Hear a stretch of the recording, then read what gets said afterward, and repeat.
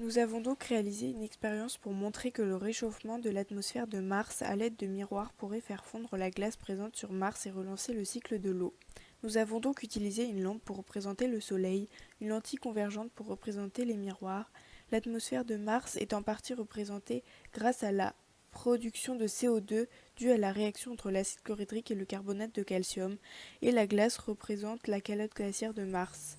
On cherche ici à mettre en évidence une augmentation de la température, un dégagement gazeux et donc la présence de CO2 dans la glace fondue et une évaporation de la glace pilée. Notre montage est composé d'un ballon à double entrée dans lequel on a versé du carbonate de calcium, principal composant de la craie, d'une burette graduée remplie d'acide chlorhydrique, d'un Erlenmeyer rempli de glace pilée au-dessus duquel on a placé un filtre couvert d'une fine couche de sulfate de cuivre anhydre, d'une lentille convergente ayant une distance focale de 35 cm. La distance focale va être expliquée juste après. Et enfin, d'une lampe de 500 watts.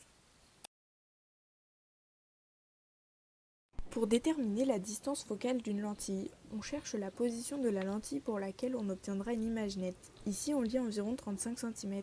L'Erlenmeyer doit donc être placé à 35 cm de la lentille pour faciliter la fonte de la glace. Ensuite, nous avons réalisé l'expérience. Nous avons commencé par ajouter l'acide chlorhydrique au carbonate de calcium en veillant à refermer rapidement la burette graduée et en agitant le mélange pour mettre en contact l'acide chlorhydrique et le carbonate de calcium. On observe donc un dégagement gazeux dû à la réaction entre l'acide chlorhydrique et le carbonate de calcium. Ce dégagement gazeux est composé de dioxyde de carbone. Nous avons ensuite répété l'étape plusieurs fois, c'est-à-dire tant que le mélange produit un dégagement gazeux. Ce dégagement gazeux est dû, comme dit précédemment, à la réaction entre le carbonate de calcium solide et l'acide chlorhydrique à l'état liquide en produisant du chlorure de calcium à l'état liquide, de l'eau à l'état liquide et du dioxyde de carbone à l'état gazeux.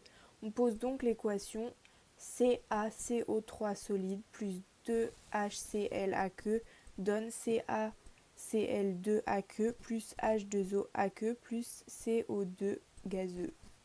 Le dioxyde de carbone qui va donc nous aider à créer l'effet de serre.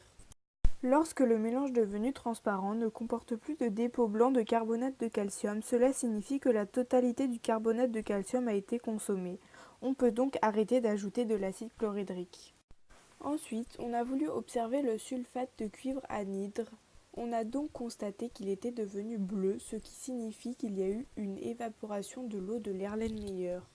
Par la suite, on verse de l'eau de chaux dans l'Erlenmeyer afin de mettre en évidence le dioxyde de carbone. On observe donc que l'eau se trouble, ce qui confirme la présence de CO2. La couleur bleuâtre est due au sulfate de cuivre anhydre qui serait tombé dans la glace pilée.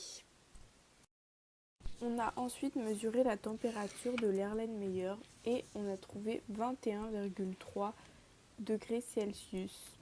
La température a donc augmenté de 2,1 degrés Celsius, étant donné que la température initiale était 19,2 degrés Celsius.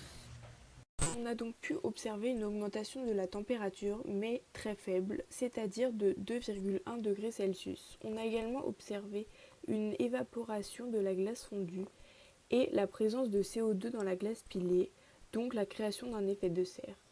L'expérience n'a pas été concluante. On peut supposer que notre matériel et notre verrerie n'étaient pas assez précises.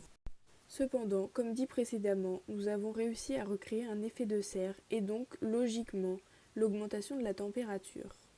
Et peut-être, sur Mars, du cycle de l'eau.